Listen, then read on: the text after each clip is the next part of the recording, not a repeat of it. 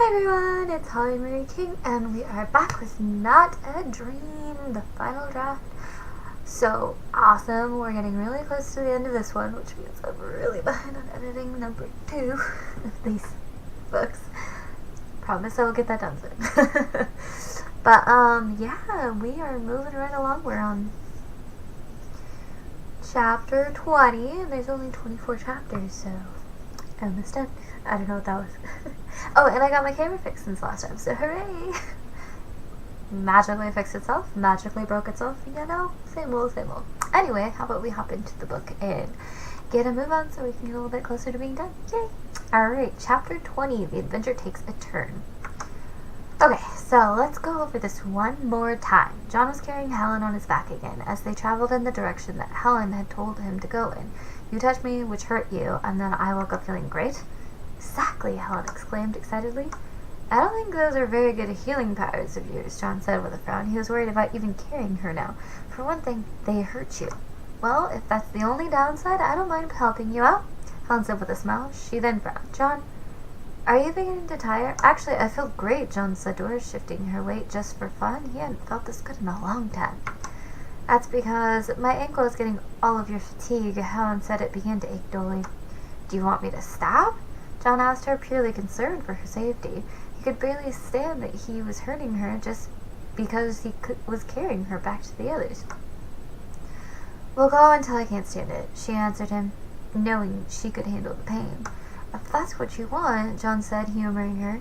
He knew that there was no way to get her to where they needed to go if he didn't carry her. That was a weird sentence. Whew. So, how do you know where we're going? He asked after a small pause. I can now sense the curse on my own, but I still need to find them just like everyone else, Helen answered him. I can't skip any because I can only sense the next one. That's convenient, John murmured. Well, I didn't make the rules. Helen stopped, making John jump in surprise. He was still caught off guard whenever Helen lost her temper. Sorry. I think we should rest for a few minutes. Can you find me some cold water to rest my ankle in? Yeah, of course. John began to search for water and walked for maybe 20 minutes. When he found it, Helen finally quickly put her foot in the water with a happy sigh. The dull ache in her ankle had become a burning sensation as they had moved throughout the trip. Strange how suddenly I can do that, she said over her shoulder, although she recalled feeling a little tired in the caves before they had fallen over the ledge. I think it has to do with the fog people, John said gloomily. I didn't like her strange new gift.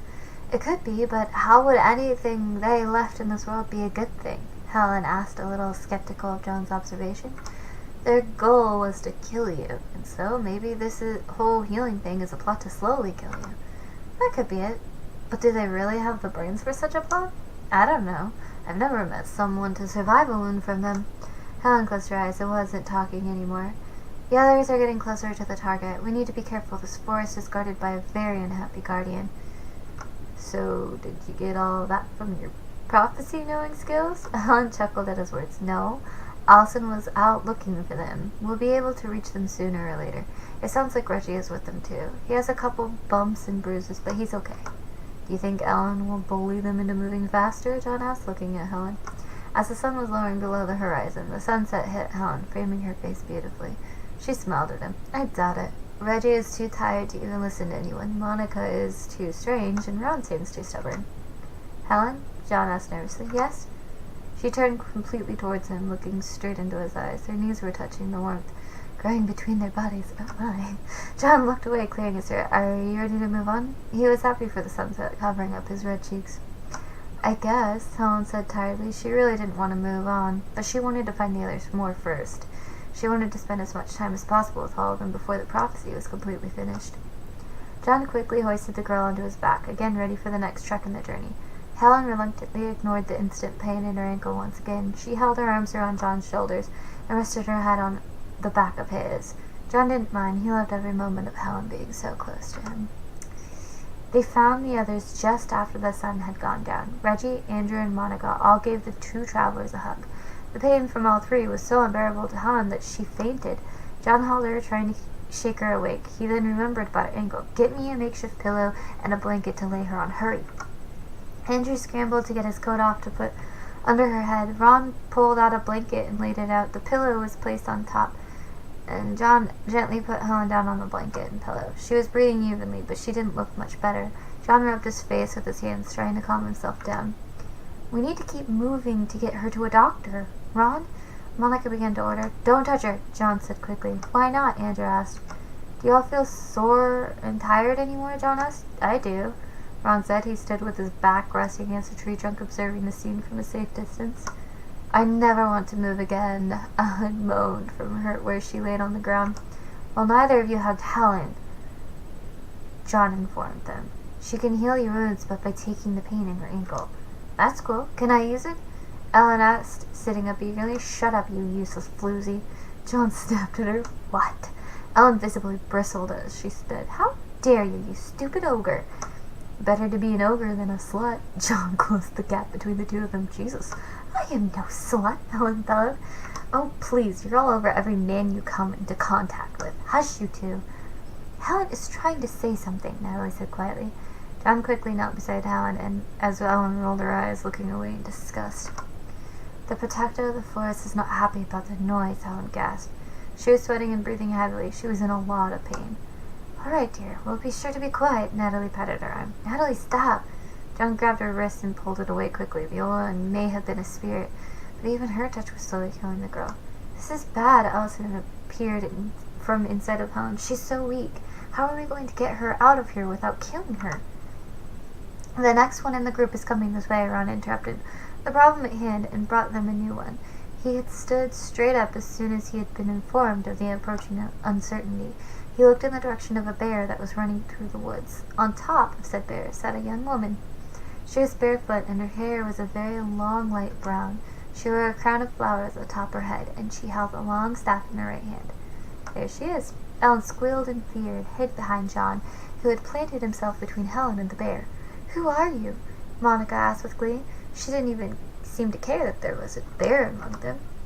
"My name is Sun," the woman said in an airy voice. She slid off the bear and walked over to John. "May I see her?" she asked the young man. He nodded, reaching behind him to push Ellen along with him as he turned away from Helen. "Hey!" Ellen protested to the movement, but was ignored. Sun knelt by Helen, examining the girl closely.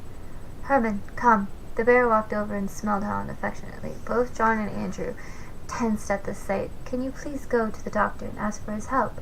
The bear didn't need to be told twice. He bounded off through the forest as if the trees weren't even there. "The doctor isn't far, and he's the next person in the prophecy," she explained to the group. John looked over at Andrew.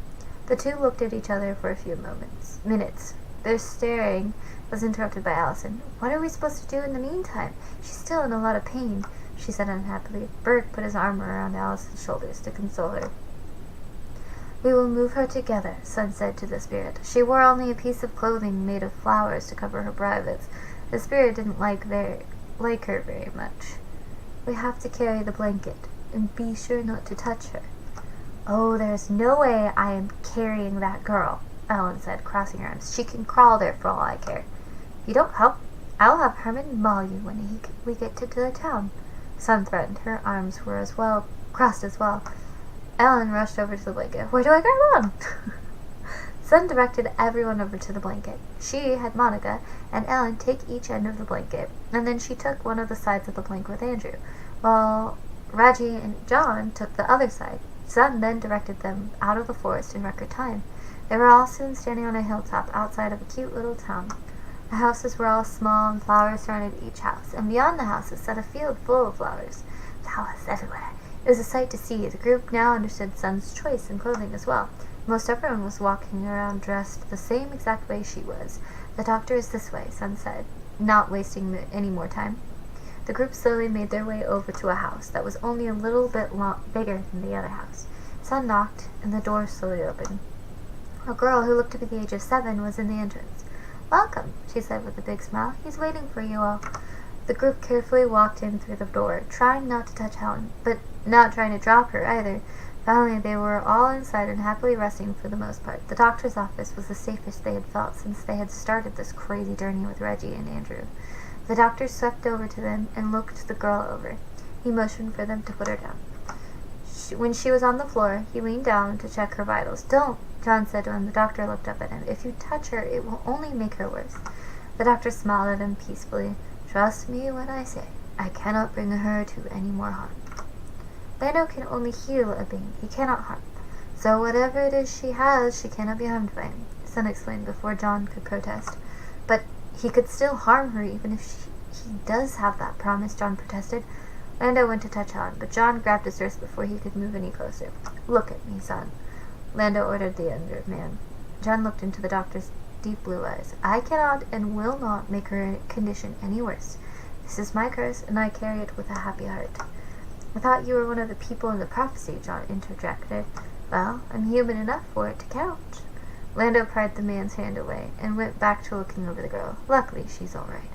She just needs to rest for a day or two." Lando said, "I'll go set up a room for her, Lando." Sun turned and ran back to the back. I didn't know she could run. I thought she floated or something. Ron sat down for a long night. His sister sat next to him, knowing that there was nothing she could do at this point. Reggie leaned his old bones against the wall, needing to sit down for a long time now. Andrew gripped John's shoulder and then went over to the waiting chairs on the other side of the room. Ellen sat as far away from the gigantic bear in the middle of the room as possible. Allison sat on the windowsill, looking out of the window, not knowing what to do in this situation. John watched anxiously as Lando lifted Helen up and walked her into the back. He began to pace as he waited for any news about her waking up. Ellen rested her head on the wall, obviously bored. She did not want to be there. "This is ridiculous," she said suddenly. Everyone looked over at her. Some of them glared, some shook their heads. "You don't have to be here if you don't want to," Allison stated from her perch on the windowsill. "Where else could I possibly go?" Ellen asked the spirit irritably. Sun returned from the back, dressed in a light-colored dress. "I don't care, just get out of here," Allison stated in frustration, before turning back to the window. She gripped her leg tightly, trying to hold back her worry. Her other leg hung down off her perch, forgotten by the spirit. Burke walked over to her, putting his hand on the girl's back. She didn't even turn around to acknowledge his presence, but the man didn't mind much. "Whatever," Ellen scoffed. She stood and walked out of the doctor's office, kicking the dirt in frustration. "You're more important than her," Joyce said to her. He was leaning on the building in the darkness. Ellen jumped in response to his voice. "What do you want with me?" Ellen sputtered. "I want you to kill Helen for me," Joyce said, walking into the light with a smirk on his face. "I want you to go into her room and kill her while she's sleeping peacefully in her bed." "How do you expect me to get away with that?" Ellen asked skeptically. Troy glared at her. I mean that everyone will know that I went in there, and there's no way I can get out of there without them knowing." "I don't really care how you get away with it. That's not my concern," Troy said nonchalantly. "But if you don't do it, I'll kill you instead," he said before Ellen could speak. "Okay," Ellen said quickly as she backed away from the vampire, running into the door in the process. "As you wish," she said, opening the door hurriedly with her arm behind her back. She whipped around when she entered the building to safety. "Back so soon?" Andrew asked from his seat as Ellen entered. John looked up, then looked back at his twiddling thumbs. Reggie was napping against the wall by the office, with light snores escaping him. Monica and Ron had their heads bowed as they played a game together. Allison didn't even budge, her eyes focused somewhere far off, with Burke standing dutifully behind her. Ellen felt as though the world screamed behind her through the opening in the door. She stepped all the way inside and let the door close, feeling a calm air about her as the outside was silenced. "Do you think there's a bathroom in the back?" she asked innocently. "I wouldn't doubt it," John said, crossing his arms in annoyance. "I'll be right back," Ellen said, making sure she shuffled around the bear and being careful not to trip over the little girl's feet. She was sleeping with her back against the bear, and with her tiny feet sticking out away from the gigantic creature. She had a peaceful look to her face as Sun had her arm wrapped around the girl's shoulders. She too was sleeping, and the two girls looked as though they could be mother and daughter. "I'll come with you," Andrew said anxiously. He attempted to stand. John blocked the man with his arm. "We can wait for when she calls for us," he told the man. Despite all of John's worries, he knew it was useless to try and look for Helen, so he would wait until she called for them, or until it was okay to go and see her. "I won't be long anyway," Ellen said to the crestfallen Andrew. She quickly went through the doors, afraid of them discovering her plan. Alrighty, done with chapter 20, yay! Yeah, anyway, if anyone is interested in this book, I'll put in the description below where you can buy it. If you want it, awesome. If not, that's okay too. But yeah, anyway, hopefully I will see you guys next time. Bye!